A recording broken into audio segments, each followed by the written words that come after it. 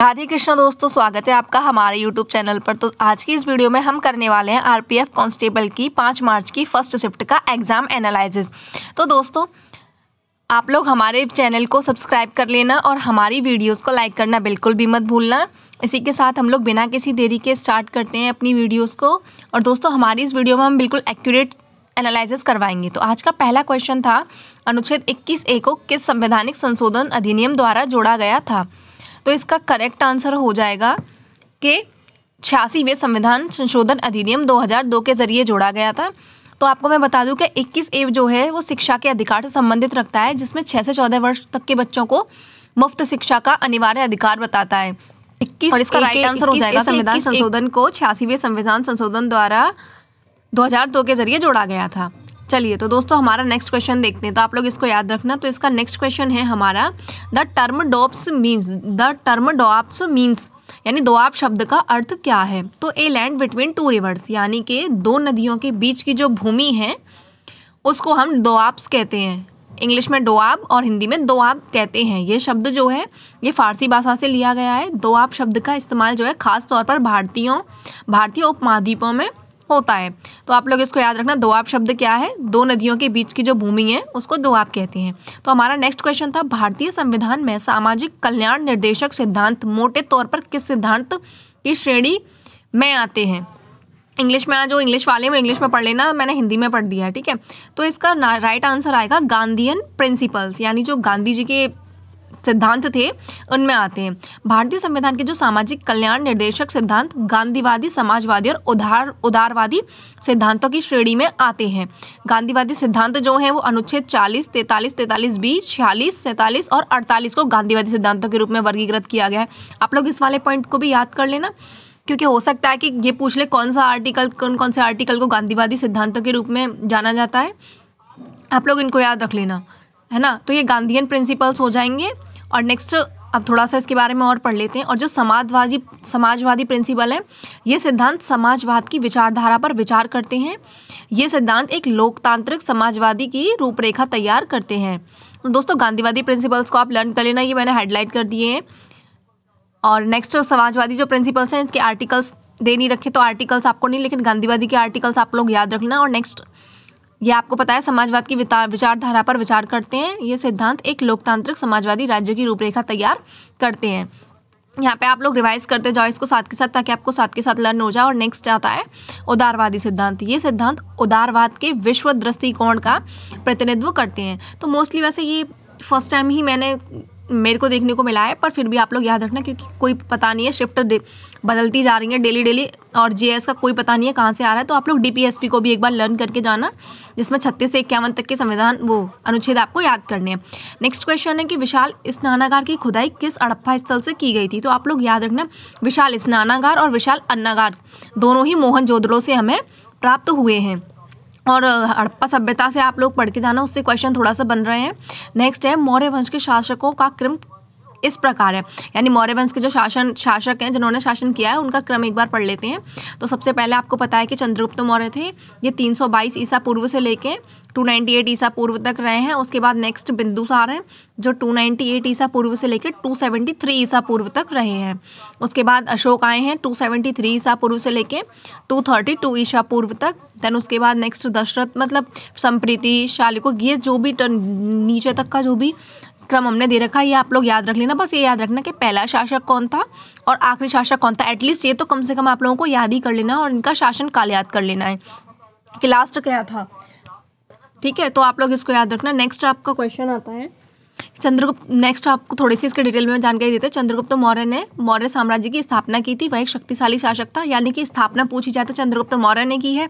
और आपसे ये भी पूछा जा सकता है, देखो ये तो आपको पता होगा कि उसने नंद वंश के जो शासक था घनानंद को, यहाँ पे थोड़ा मिसप्रिंट हो गया, घनानंद को मारकर मौर्य वंश साम्राज्य की स्थापना की थी। यानी चंद्रगुप्त मौर्य से पहले जो था वो नंद वंश का शासक था, और उसका आखिरी शासक जो घनानंद था उसको मार के चंद्रगुप्त मौर्य ने अपने साम्राज्य की नींव डाली थी, ठीक है। तो इसके बारे में थोड़ा सा और आपको एक बात मैंने बताई, फर्स्ट शासक कौन हो जाएगा मौर्य वंश का? चंद्रगुप्त मौर्य हो जाएगा, क्योंकि इसने स्थापना की थी। अब नेक्स्ट थोड़ा सा हम जब नीचे पढ़ते हैं तो आता है लास्ट शासक कौन था? तो लास्ट शासक था बृहदत्त मौर्य। बृहदत्त मौर्य का जो सेनापति था ना, बृहदत्त मौर्य का सेनापति था पुष्यमित्र शुंग। इसने बृहदत्त को मार दिया था और फिर उसके बाद इसने इसको मारकर शुंग वंश की स्थापना कर ली थी। ठीक है, इसको 187 ईसा पूर्व में उसने हत्या कर दी थी उसकी और शुंग वंश की नींव डाल दी थी। उसके बाद आपका नेक्स्ट क्वेश्चन है, शोम्पेन जनजाति कहाँ पाई जाती है? तो बेटा जनजाति से भी बहुत सारे क्वेश्चन बन रहे हैं, तो आप लोग उनको भी अच्छे से लर्न कर लेना। तो शोम्पेन जनजाति जो है भारत के अंडमान और निकोबार द्वीप समूह के अंडमान निकोबार केंद्र शासित प्रदेश यानी यूनियन टेरिटरीज में है। उसके बाद नेक्स्ट क्वेश्चन है, उड़ीसा के मुख्यमंत्री मोहन चरण मांझी किस पार्टी से संबंधित है? तो आपको पता है हालिया मुख्यमंत्री कुछ राज्यों के चेंज हो गए, तो आप लोग उन्हें भी अच्छे से लर्न करके जाना ताकि आए तो आप लोग कर पाएँ।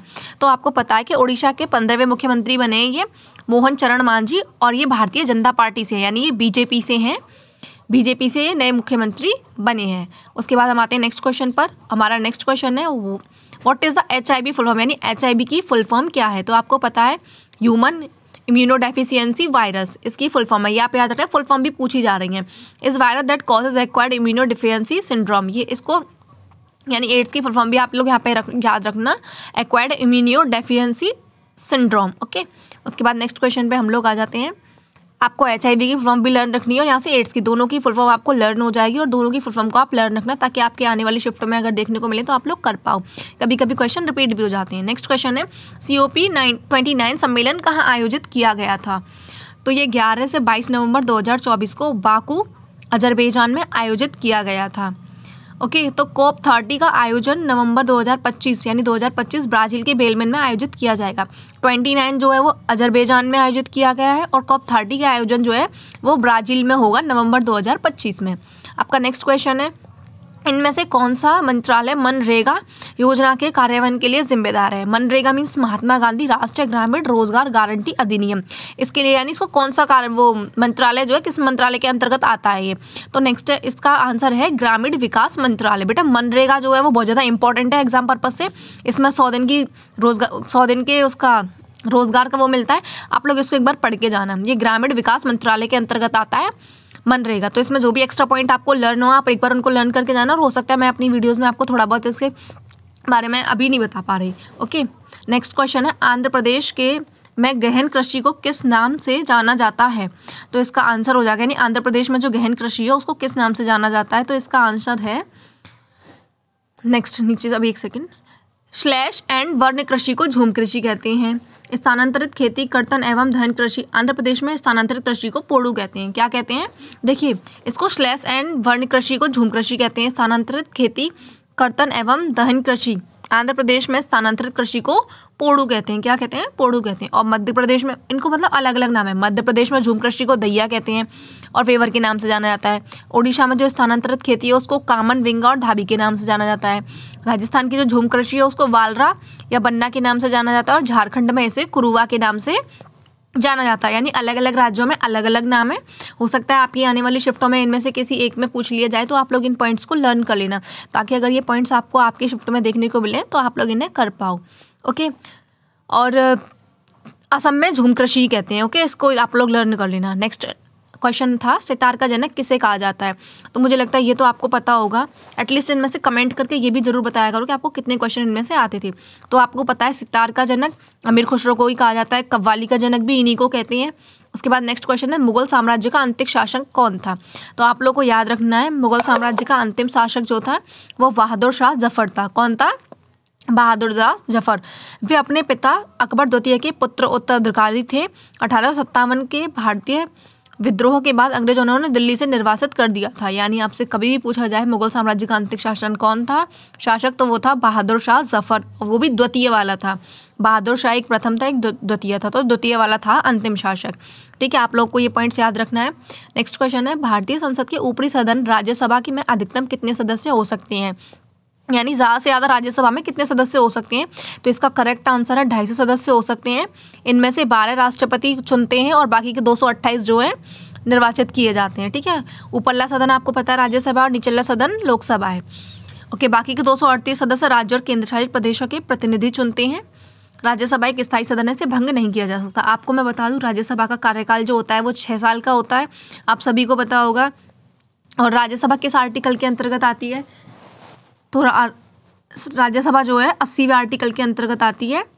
और राज्यसभा, लोकसभा और संसद राष्ट्रपति मिलकर क्या बना देते हैं, संसद बना देते हैं, यानी हमारे संसद के 3 अंग होते हैं। आप लोगों को ये बात ध्यान रखनी है। तो चलिए नेक्स्ट क्वेश्चन पे आते हैं। इसमें से थोड़ा सा आप लोग इसके लिए मेन पॉइंट्स पढ़ लीजिए। राज्यसभा के सदस्यों का नामांकन की व्यवस्था आयरलैंड से ली गई है, यानी राज्यसभा में जो सदस्य हैं उनका नामांकन की व्यवस्था कहाँ से ली गई, तो वो आयरलैंड से की गई है। और इनके सदस्यों का कार्यकाल मैं आपको बता चुकी हूँ कि 6 वर्ष का होता है और हर 2/3 सीटों के लिए चुनाव होते हैं, क्योंकि देखो हर 2 साल बाद क्या होता है, 2/3 सीट जो है, यानी 2/3 जो इसके जो सदस्य होते हैं वो छुट्टियों पर चले जाते हैं, उनका वो हो जाता है। उसके बाद चुनाव होते हैं हर 2 साल बाद 2/3 सीटों के लिए, यानी ये कभी भंग नहीं होती, ये स्थायी सदन है, कभी भी भंग नहीं होता है। राज्यसभा के सदस्य का कार्यकाल वो आयु 6 वर्ष का 6 वर्ष का होता है और आयु जो है 30 वर्ष की होती है। और लोकसभा का 5 वर्ष का होता है और उसकी आयु जो है 25 वर्ष होती है और उसमें अधिकतम सदस्य 550 से अभी 552 या 550 हो सकते हैं, ठीक है। वैसे शायद वर्तमान में 545 है। नेक्स्ट क्वेश्चन है, फ्रांस और भारत के मध्य कौन सा युद्ध अभ्यास होता है, तो वरुण, गरुड़ और शक्ति जैसे युद्ध अभ्यास होते हैं। फ्रांस और भारत के मध्य कौन सा युद्धाभ्यास होता है, तो देखो वरुण हो सकता है, गरुड़ हो सकता है और शक्ति, ऐसे युद्धाभ्यास होते हैं फ्रांस और हमारे भारत के बीच में। ओके दोस्तों, तो आप लोग ये युद्धाभ्यास भी लर्न करके जाना, क्योंकि अभी जो वर्तमान में युद्धाभ्यास हुए हैं उनसे भी क्वेश्चन देखने को शिफ्टों में मिल रहे हैं, तो आप लोग युद्धाभ्यास भी पढ़ के जाना। तो नेक्स्ट क्वेश्चन है, भारत का एकमात्र सक्रिय ज्वालामुखी अंडमान निकोबार द्वीप समूह में स्थित कौन सा ज्वालामुखी है। यानी कि देखो आपको पता है कि ज्वालामुखी 3 तरीके के होते हैं, सुप्त भी होते हैं, सक्रिय भी होते हैं। तो जो भारत है, भारत का सक्रिय ज्वालामुखी है वो वैरन द्वीप ज्वालामुखी, यानी कि ये सक्रिय है, इसमें विस्फोट हो चुका है, तो वो अंडमान एंड निकोबार में और उसका नाम है वैरन द्वीप। नेक्स्ट क्वेश्चन है, 1857 की क्रांति का मुख्य कारण क्या था, यानी कि 1857 की जो क्रांति हुई थी उसका मुख्य कारण क्या था, तो विद्रोह का तात्कालिक कारण चर्बी वाले कारतूस का प्रचलन था। जैसा कि आप सभी को पता होगा कि उसमें ऐसे कारतूस यूज़ किए जाते थे जिनमें चर्बी मिला के वो बनाए जाते थे। इसके अलावा राजनीतिक, सैन्य, सामाजिक दबाव और भारतीयों की धार्मिक भावनाओं को आहत करना 1857 के विरोध का मुख्य कारण था। तो आप लोग को याद